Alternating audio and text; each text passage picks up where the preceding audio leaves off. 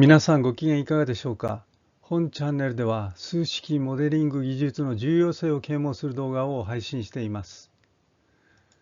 前回、連立非線形方程式の解法を理解する際の壁を取り払う方法について話をし、その例としてニュートン・ラプソン法の基本式を使用しました。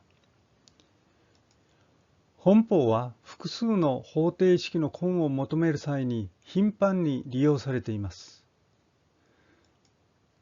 今回は基本式を使い、ニュートン・ラプソン法の計算アルゴリズムについてお話しします。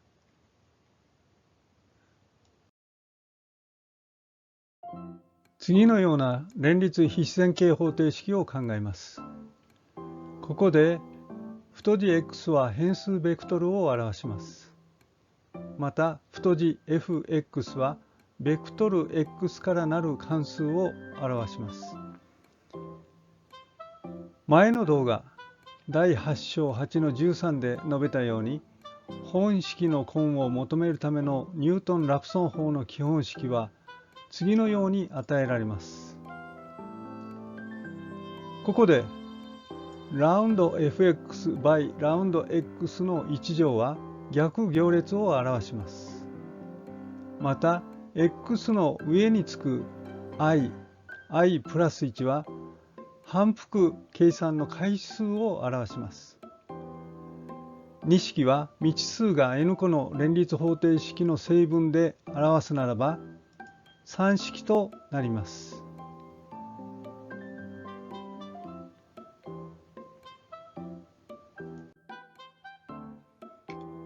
このような式では理解が難しいので、実際に関数式を使って計算のアルゴリズムを説明します。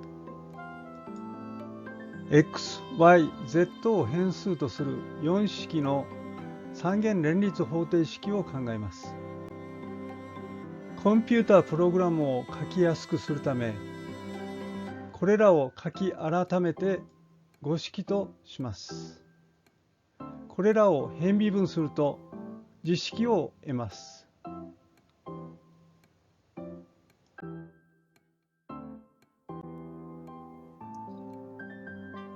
ここでは変微分式を解析的に導出しています。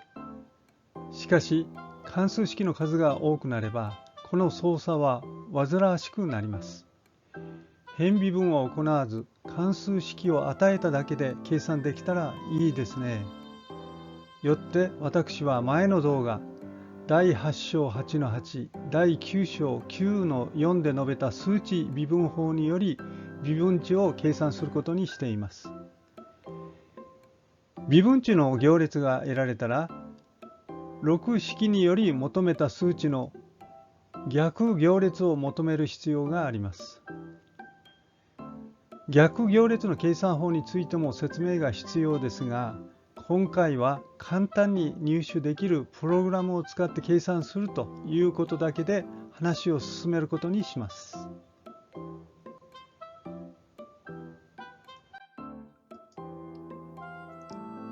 これは連立非線形方程式の根の計算アルゴリズムです。計算を開始したら、最初に x の初期推定値を仮定します。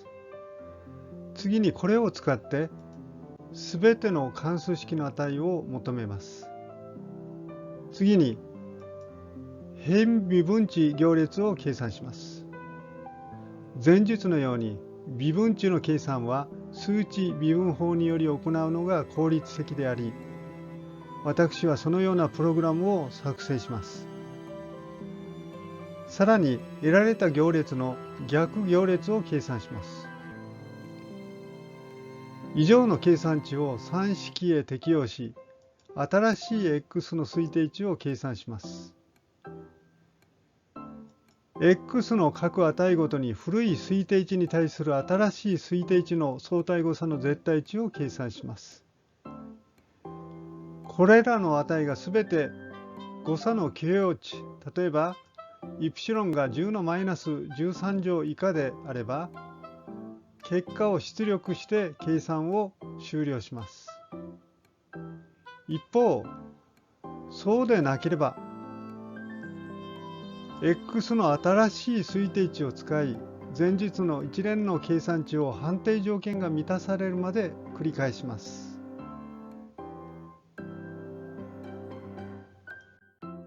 計算プログラムを作成し、前に述べた三元連立方程式の根を計算しました。例題として使用した連立方程式には多重根が存在します。ここに示すように、初期値のわずかな違いに応じて3組の根が得られました。次に、初期値のすべてを 5.0 に設定して計算を行いました。その結果、次のような値を得ました。この結果は、前述の3番目の組の値と同じです。違いは、反復回数が3回だけ多くなっています。これは初期推定値が根から遠くに設定されたからです。このように、ニュートン・ラプソン法では、初期推定値が遠くに設定されると反復回数が多くなります。あるいは解が得られず、計算が発散するかもしれません。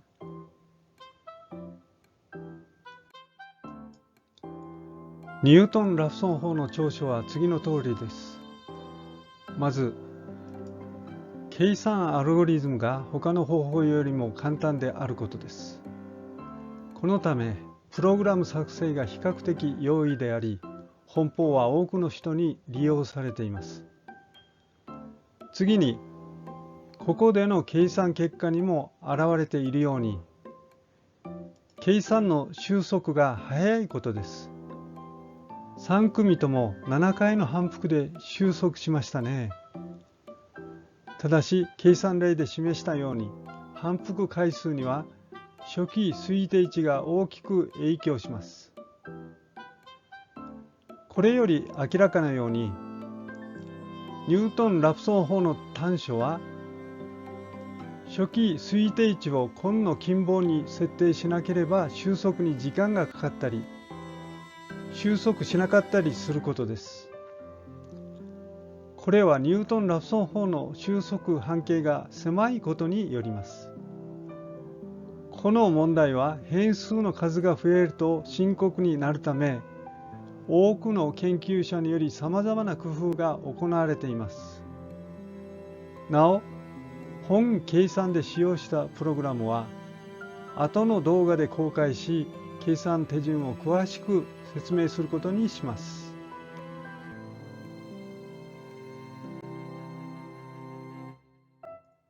本日のお話はこれで終わりです。いつもご視聴いただきありがとうございます。わからなかったら遠慮なく質問してください。チャンネル登録をお願いします。それでは次回の動画までごきげんよう。